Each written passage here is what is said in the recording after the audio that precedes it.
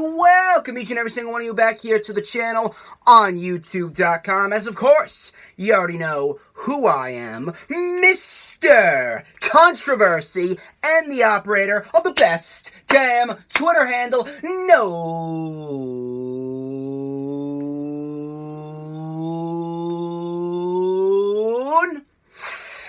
Wait for it, to mankind. And I would like to welcome each and every single one of you here to the official rewind for NXT UK TakeOver Blackpool 2, which streamed live on the WWE Network yesterday, starting at 12 p.m. Eastern Time. If you missed it, I would highly recommend you go back and watch it. It was a fantastic show from start to finish. Was it better than TakeOver Cardiff? I don't know. I mean, Cardiff was a special event. Cardiff was perhaps the second best show of the entire year. I say second best because NXT TakeOver New York from the Barclays Center on April 5th, 2019. That holds the title of the greatest TakeOver event in history thus far. But what we got was a great show from start to finish. The NXT UK brand continues to prove why they are constantly overlooked. They are highly underrated. If you're not watching NXT UK on a weekly basis, you gotta get on it, people. NXT UK is producing some great material. This was the third takeover in the brand's history, the second takeover for Blackpool, which is pretty much shaping up to be their form of WrestleMania. TakeOver Blackpool is their WrestleMania, and what we got was a WrestleMania-esque card with some great wrestling, some great storytelling, and we got some build for Worlds Collide as well. We're going to go over everything. There was 5 matches on the show. First things first, if you've not already done so, go follow me on Twitter, @PatronizersDJS. Go follow me on Instagram, @TheDJStorms. The last week has been crazy. A lot of uploads this week.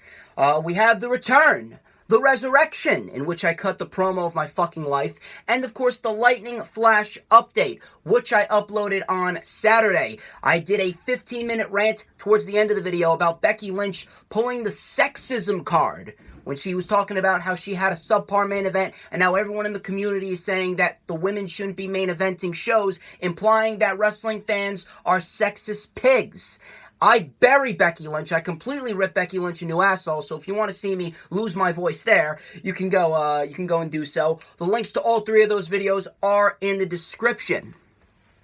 I want you to hit the thumbs up if you haven't already done so, and I want you to leave a comment down below which match you liked the best at TakeOver Blackpool 2 and which matchup you did not like the best. What do you think is going to happen as far as the NXT UK TakeOver brand goes in the near future, when the next NXT UK TakeOver is going to be?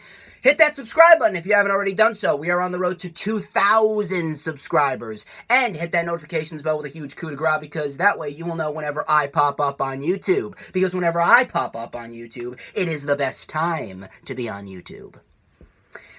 So, without further ado, let's get straight into the matches. The show kicked off with Eddie Dennis versus Trent Seven. Trent Seven is over as fuck. The crowd lit up for Trent Seven. Eddie Dennis came out with a Welsh dragon mask and a new attire, which I thought was pretty cool. A lot of people do not really like Eddie Dennis. A lot of people aren't as heavily invested in Eddie Dennis. I'm not that much invested in Eddie Dennis, but, I can get behind what he does in the ring. Guy's a very good wrestler, and he gave you a fun match. This was fun. This was good for what it was. This went about 9 minutes. This did not go too long. Eddie Dennis tried for a big running boot in the corner out of the gate, but Trent Seven caught him with a one-armed powerbomb. Eddie Dennis slowed the pace here against Trent Seven until Trent Seven came back with a suicide dive and a snap dragon suplex on the outside. Trent Seven went for a crossbody. Eddie Dennis hit a spinning sidewalk slam for a close 2 count. Eddie Dennis went for a suplex, but Trent Seven turned it into Emerald Flosion for a 2 count. Eddie Dennis started fiddling with the turnbuckles. He started fiddling with the metal rod that connected the post and the turnbuckle. He started taking the turnbuckle pad off. Trent Seven cut him off. Trent Seven hit a superplex for a 2 count. And Eddie Dennis, he was going for an Irish whip to Trent Seven. Trent Seven was going for the 7 Stars Lariat, and Eddie Dennis countered into an Irish whip, sending Trent Seven forehead first into the exposed turnbuckle. The referee's looking at Eddie Dennis like, what the fuck you doing? And Eddie Dennis is like, oh, I didn't do it. No, I didn't know it came off. I didn't know. So Eddie Dennis is like, but he had a smile on his face. He had a devilish smile on his face, but he was putting his hands up like he did nothing wrong. So Eddie Dennis has Trent Seven in the Razor's Edge position. And the ref says, no, you can't do that. You cannot Razor's Edge him into the exposed turnbuckle. Eddie Dennis goes, okay.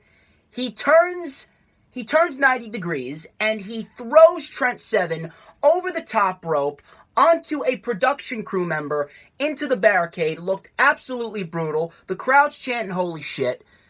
Dennis rolls Trent Seven back into the ring, and Trent Seven kicks out. The crowd's going crazy. Chant for Trent Seven.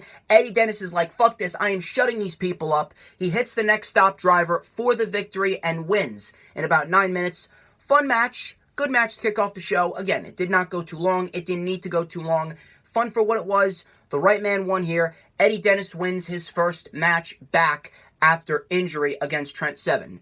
Trent Seven, where he goes from here, I don't really know, but I definitely want to see Trent Seven back together with Tyler Bate, because Mustache Mountain still has some unfinished business in the tag team division. As far as Eddie Dennis goes, I don't really know where he goes from here. I don't know if they're going to continue this feud. This is why I really said that they really need a mid-card championship. They really need a mid-card championship. They have an overabundance of people in the mid-card. You got Eddie Dennis. You got A-Kid. You got Joseph Connors. You got Ligero. You got Travis Banks. You got Dave Mastiff. You got Jordan Devlin, Joe Coffey. You know, the NXT UK brand is overflowing with talent. And Walter, we all know he's not losing that title anytime soon, so you can't just have these guys floating around doing nothing. So at the end of the day, a mid-card title would really benefit these guys, especially a guy like Eddie Dennis, because he's not going to be UK champion anytime soon. I don't really think he's going to be UK champion ever. But nevertheless, fun match to kick off the show.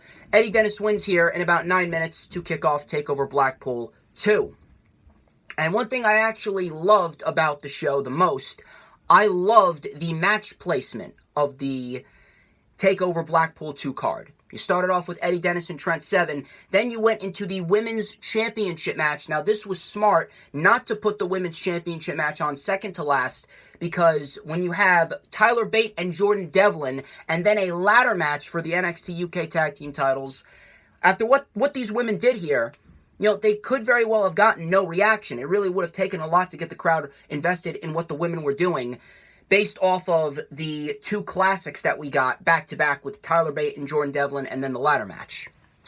But this was a triple threat match between Kaylee Ray defending against Piper Niven and Toni Storm. This was Kaylee Ray's first title defense. Yes, you heard me correctly. In the rundown for TakeOver Blackpool 2, Blackpool 2 with Joseph Conlon, shout out to him, I did make mention that this was Kaylee Ray's first title defense. She has not defended the title since she won it. And again, that's not her fault. It's basically because of the fact that Triple H has been so caught up with this Wednesday night war with AEW that NXT UK has almost been put on the back burner. Joseph Conlon actually said something that I was unaware of. Shawn Michaels has actually been flying out to the UK, and he's been overseeing everything with the UK brand.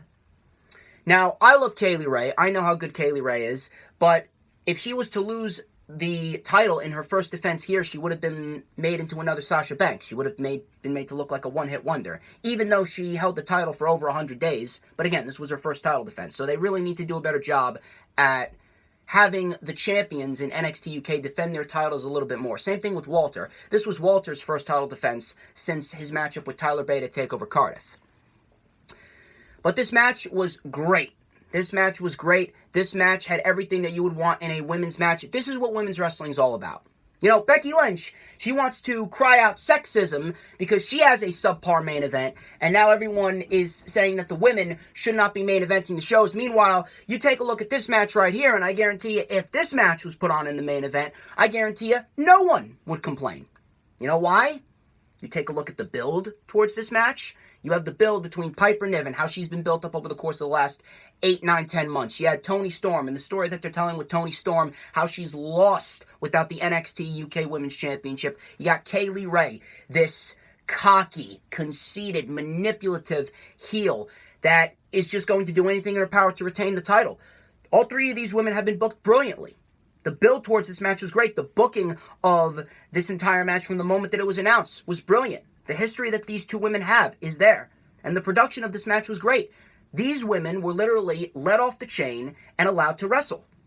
And as a result, we got a great triple threat match. Piper Niven came out of the gate hot with a suicide dive to Kaylee Ray. Then we got a cannonball to Toni Storm against the barricade. And then we got a cannonball to Kaylee Ray against the steps. So Piper Niven was in control for the beginning portions of this matchup. Toni Storm was caught with a tornado DDT spiked right on the top of her head by Kaylee Ray. We had a nice sequence here where we had a super kick to Piper Niven and then a German suplex to Piper Niven. Kaylee Ray and Toni Storm working with each other momentarily. We had a sit-out gourd buster by Kaylee Ray to Toni, and then a Saito suplex by Niven, taking down Kaylee Ray. All three women are down. Kaylee Ray was going to stomp a chair on Toni's neck. She introduced a chair. She was going to stomp it on Toni's neck, but Piper Niven saved her. Toni Storm had the chair. She was face-to-face with Piper Niven, and Piper Niven saying, "Do it, Toni. Hit me, Toni." Toni throws the chair away, and they go after Kaylee Ray. They take out the champion. Toni Storm with a suicide dive, taking out Kaylee Ray, sending her into the barricade, and then Piper Niven with a cannonball off the apron, and it looked like Kaylee Ray got the wind knocked out of her. Piper Niven came down with all of her weight on Kaylee Ray. I would not want to be on the receiving end of that.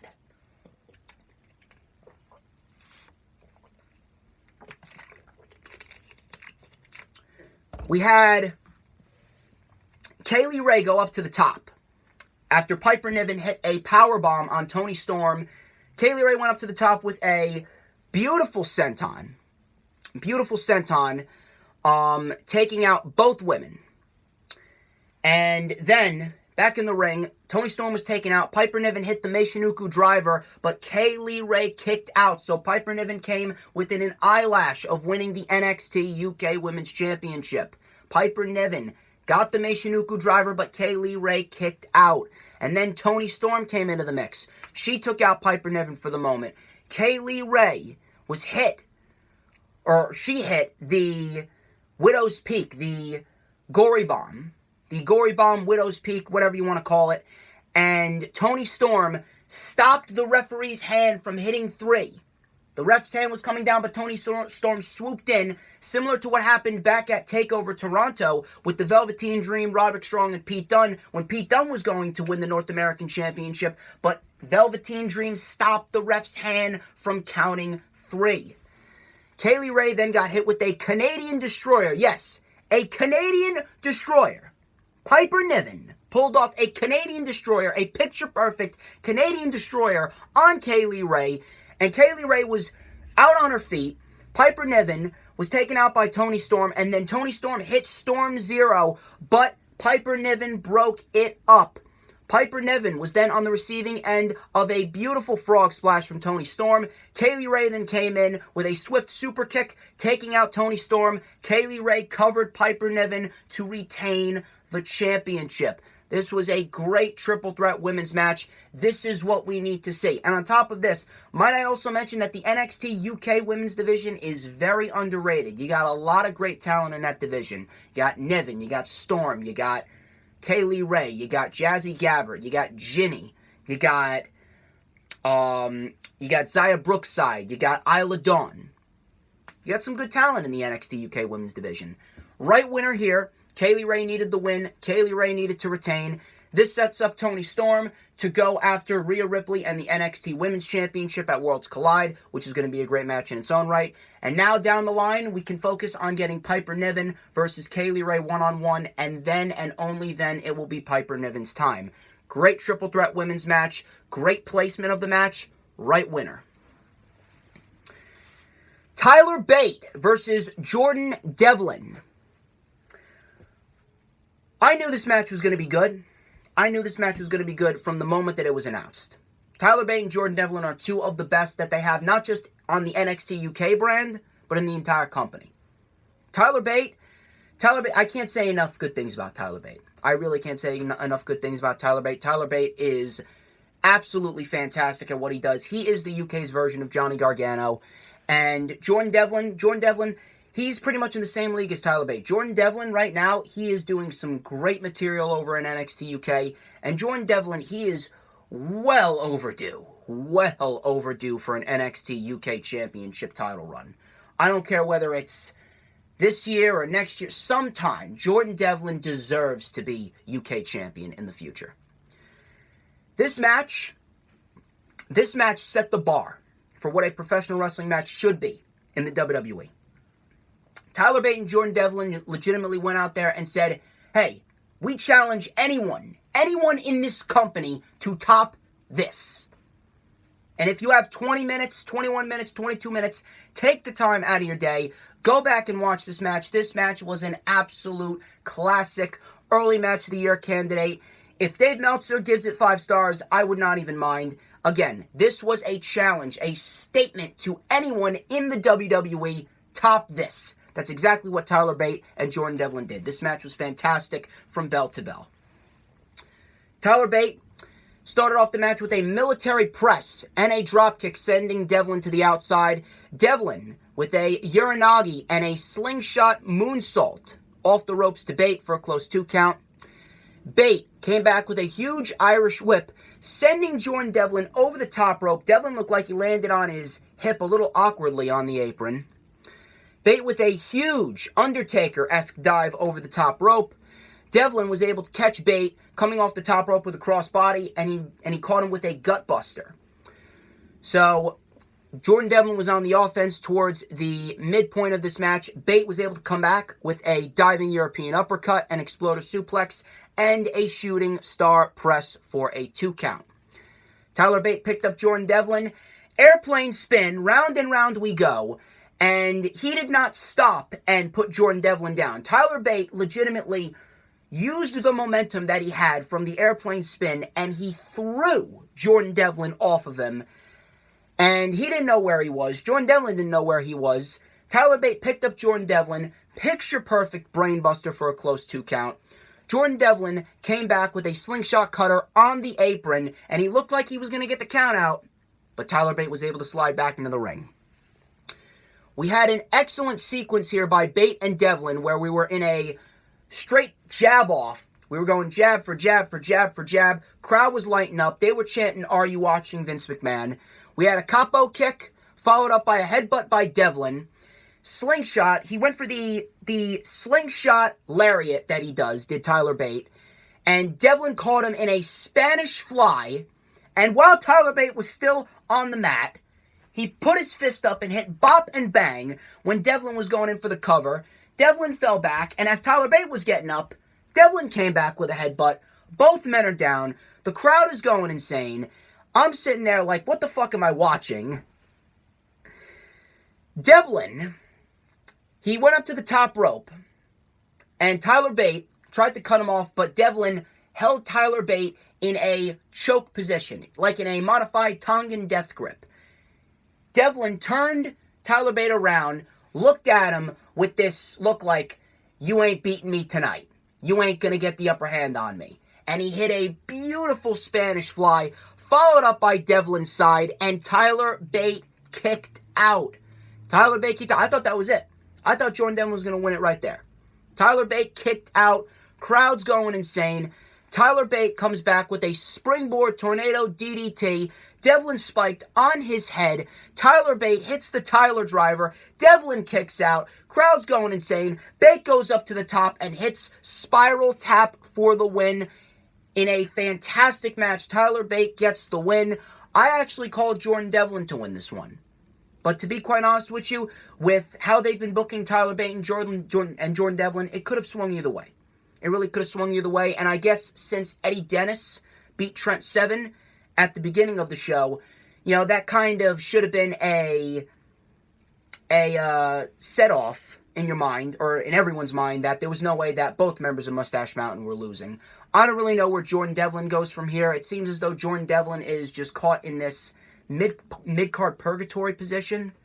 He has a push, and then they stop his push. He goes on a winning streak, and then he loses a big match. I really want to see more for Jordan Devlin. This is another reason why I said that the NXT UK brand really needs a mid-card, because Jordan Devlin has been putting on these classics for the last year plus, and he's got nothing in return from it. He's been one of the most hardest workers on the NXT UK brand, and he's gotten nothing in return. This is why I said that NXT UK needs a mid-card ASAP. Because if Jordan Devlin is not going to be the one to take the title off of Walter, and I really don't think he is, especially after he just lost to Tyler Bate here. What is he there for? Why is he there? What is he going to do? You introduce a mid-card, and it opens up a lot more opportunities for a lot of people, including Jordan Devlin. Jordan Devlin could easily be the first mid-card champion for NXT UK, and he could easily have a nice, long, lengthy run with it. He could really be putting on some great matches with a lot of the people in the mid-card, like Travis Banks and Ligero, Eddie Dennis, Dave Mastiff, just like I've named in the past. As far as Tyler Bate goes, my words will do Tyler Bate no justice whatsoever. Tyler Bate getting back on winning ways. Mustache Mountain obviously has unfinished business in the tag team division. Once Imperium win the tag team titles, then, and only then we start building up Mustache Mountain again to take the titles off of Imperium. We build towards Imperium and Mustache Mountain, and I'm telling you right now, Mustache Mountain and Imperium, they could very well put on the tag team match of the year, could very well put on a match of the year, period, if given the opportunity. I don't know when the next NXT UK TakeOver is, but if you're looking for a tag team title match to headline a TakeOver show, Imperium's Marcel Bartel and Fabian Eichner versus Mustache Mountain is that match. Bar none. Fantastic match between Tyler Bate and Jordan Devlin here. Tyler Bate gets the win here in a match of the year candidate. Take 20 minutes, 21 minutes, 22 minutes out of your day to watch it. I'm telling you, you will not regret it.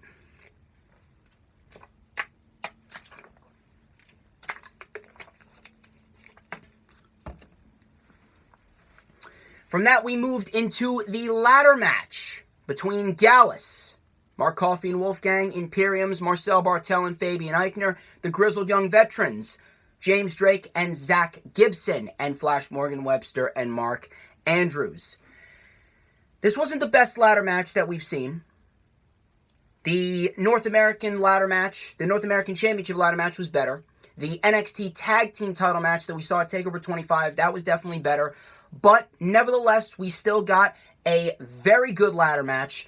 Beautiful chaos between all four of these teams, and the spots were on point. Some of the spots that they had in this match, Jesus, I would be shocked if one of these, at least one individual out of the 8 individuals that we saw here, does not have a serious injury. I would be shocked. We had chaos between all teams to start the match. James Drake was actually caught in a Tree of Woe position.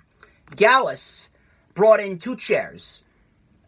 They hung James Drake upside down in the Tree of Woe position and placed 2 chairs on either side of him, so you could not see his face. Imperium decided to take out Gallus, and then Imperium did the double drop kicks that they usually do to an individual hanging upside down, but this time it was with the chairs. Webster got caught up in the ladder by Zach Gibson, and James Drake drop-kicked the ladder into him. Gallus took over control, and Gibson got choke-slammed onto a ladder. James Drake got slingshotted by Wolfgang onto Mark Coffey's shoulders, and Mark Coffey delivered a Samoan drop to James Drake on the ladder. Brutal-looking spot right there. Andrews was on the defense. He took out the Grizzled Young Veterans, and then he was face-to-face with Gallus. Andrews hit a beautiful shooting star press off the ladder to Mark Coffey. Webster was going for the titles, but he was cut off by Imperium. Imperium, they set up Webster. They draped Webster over a ladder. Marcel Bartel put Webster on a ladder. Fabian Eichner does a double jump springboard moonsault onto Mark Andrews' partner, Flash Morgan Webster, while Webster was draped over the ladder. Brutal looking spot right there. I'm surprised Eichner didn't kill himself on that one. We had a beautiful move by the Grizzled Young Veterans where Zach Gibson hit the Helter Skelter twisting brainbuster. James Drake, he was on a ladder in which Mark Andrews set up, between the top rope and a ladder that was set up where the titles were, and James Drake does a beautiful 450 off the ladder onto Mark Andrews. James Drake, let me tell you something about James Drake. James Drake has probably the best looking 450 that I've seen in the WWE. I've seen a lot of 450 splashes, but James Drake's 450, he hits it with perfect precision every single time. I cannot tell you how good James Drake's 450 is. It is on point every single time. So then we had Gallus taking out Imperium with a couple of ladders. They were sandwiching Imperium in between the ladders. Webster and Andrews then decided to take out Gallus. We had Mark Coffey and Wolfgang get put on the tables. The weight of Mark Coffey caused the table to collapse. So Webster and Andrews take the biggest ladder that they could find, and Wolfgang is draped over a table on the right side of the ladder. Webster and Andrews hold on to each other and do a double swanton bomb off the ladder, through the table, through Wolfgang. And I swear to God, Wolfgang, if he does not have some cracked ribs tomorrow, I am going to be absolutely shocked. Wolfgang took a brutal double swanton, and Wolfgang, he was selling the shit out of it. You could see his hand was twitching. He was all over the place. He was all over the place. He looked like he was in some serious fucking pain. Props to Webster and Andrews for agreeing to do that. So the grizzled young veterans looked like they were going to win the titles. Webster and Andrews came back. Andrews was given a kendo stick by Webster, and Andrews just started whipping the shit out of Zach Gibson and James Drake. He actually broke the kendo stick over James Drake. So Wolfgang and Mark Coffey then recovered. Webster and Andrews were taken out by Imperium. It looked like Imperium were going to win the titles, but Wolfgang came back with a spear to Fabian Eichner, breaking the ladder that was draped up in the corner in half. Eichner is down. Bartel is up on the top of the ladder, and Mark Coffey pushes the ladder over, sending Bartel into the other two teams on the outside.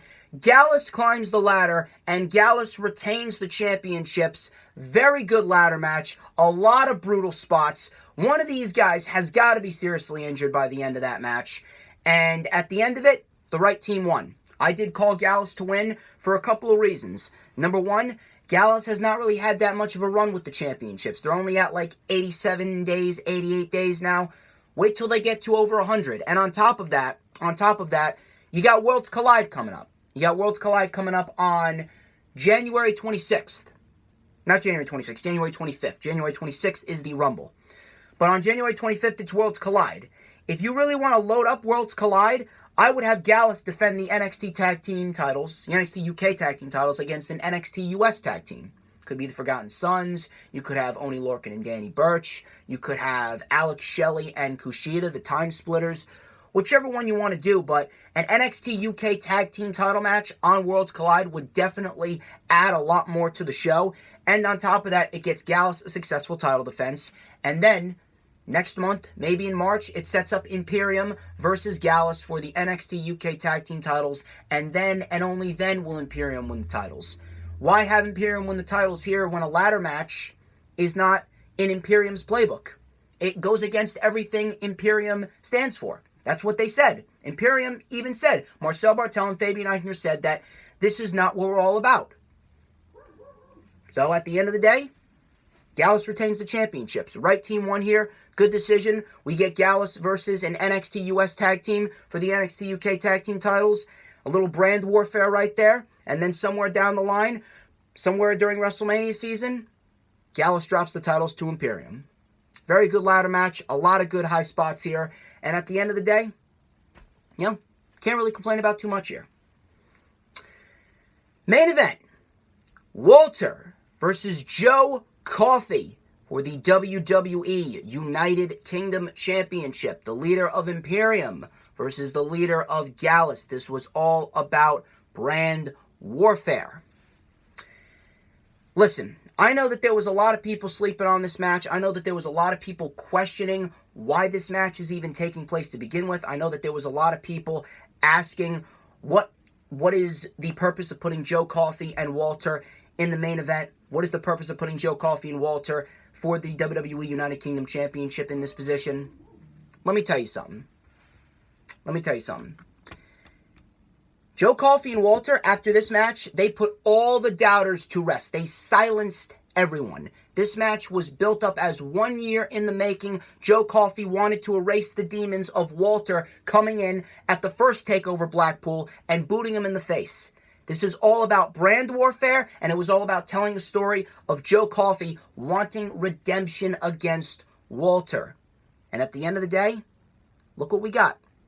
It's not going to be a match of the year candidate. It's not going to be one of the best matches of the year. It's not going to be one of the best matches in NXT UK all year. But what we got was a very good main event. A very good main event. It was hard-hitting.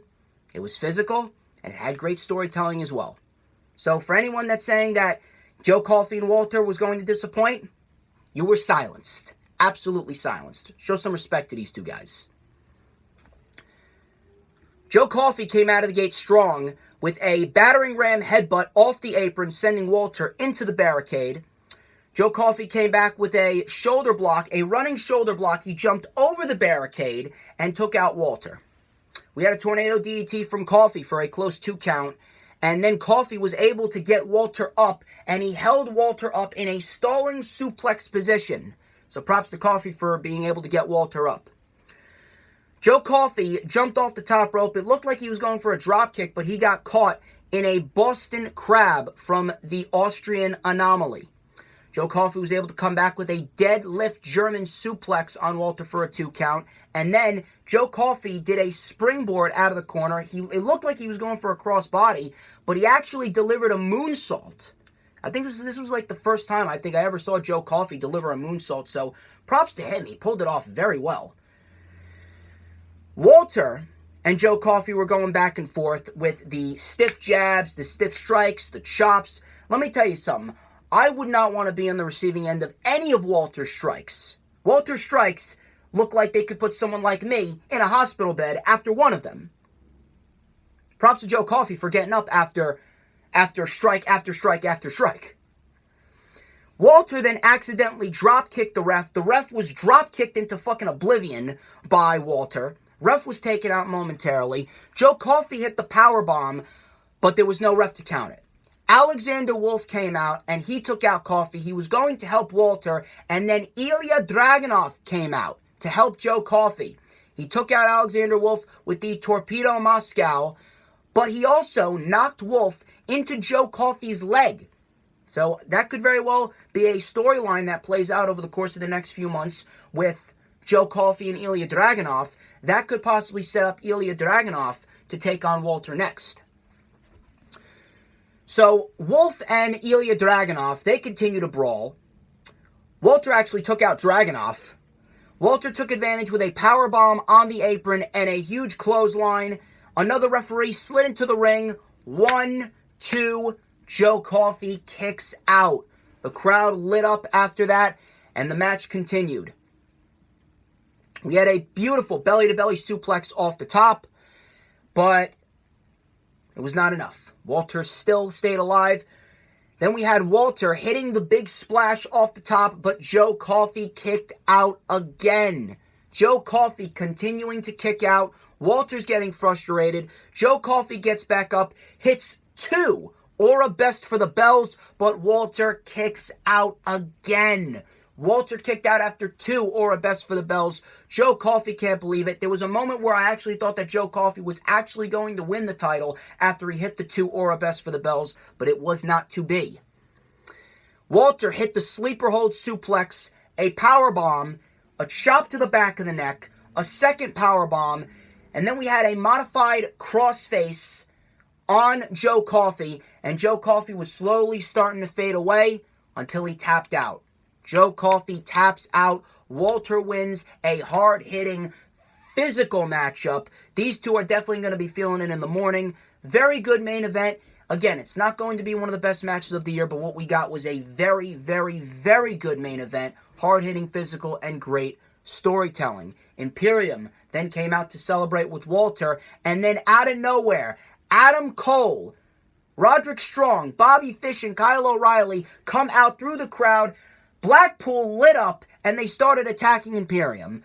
Roderick Strong delivers one of the most brutal backbreakers on the barricade that I think I've seen to Marcel Bartel. Marcel Bartel is discombobulated.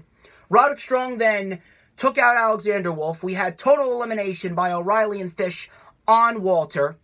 And the crowd was just waiting for Adam Cole to do something big. And Adam Cole hit the last shot on Walter. This setting up and building towards the matchup between Imperium and the Undisputed Era at Worlds Collide, which I cannot wait for. This was excellently done, excellently executed, and Adam Cole and the Undisputed Era, they are fucking over in Blackpool. And again, remember, this is Imperium we're talking about. The crowd was actually more behind Walter than they were Joe Coffey in the main event. And then Undisputed Era came out. Man, the dynamic and the atmosphere between Undisputed Era and Imperium at Worlds Collide, it is going to be a very interesting sight to see. I cannot wait for this match. Worlds Collide is actually looking great. Overall, very good TakeOver show. They came out of the gates hot, all guns blazing, and NXT UK showed you exactly why they are the most underrated brand that WWE has under their banner right now. If you're not watching NXT UK on a weekly basis, I would highly encourage you to start doing so. Ladies and gentlemen, that wraps up this edition of The Rewind. I would like to thank each and every single one of you for tuning into this video. Again, I will state, if you did not see the return, the resurrection, the lightning flash update, all links are in the description of this video. Again, follow me on Twitter at PatronizersDJS. Follow me on Instagram at TheDJStorms. Like, comment, subscribe, do everything. I will be back this Saturday for the Lightning Flash update. I'm planning on doing a couple more collaborations. I will have a rundown up for you guys for the Royal Rumble. Possibly on Thursday. Thursday the 23rd, I believe it is. The Royal Rumble's the 26th. Yes, so Thursday the 23rd will more than likely be the rundown for the Royal Rumble. Friday will be the rundown for Worlds Collide. I will see if I can get Sid, the Nerdy Mark, shout out to him, and John Kearns and Timothy Farley of Armbar Audio. We are going to do the rundown for Worlds Collide. That should be fun. And then that Saturday, the 25th, is the Lightning Flash update. Then we got Worlds Collide, and then the Royal Rumble on Sunday. I start my next college semester on the 23rd. I will keep you guys updated as to how many videos I will be able to upload, whether the Lightning Flash update will be canceled or not momentarily, if I'll be doing more rewinds as well. And for now, I'm DJ Storms. This has been The Rewind. You guys have a great week.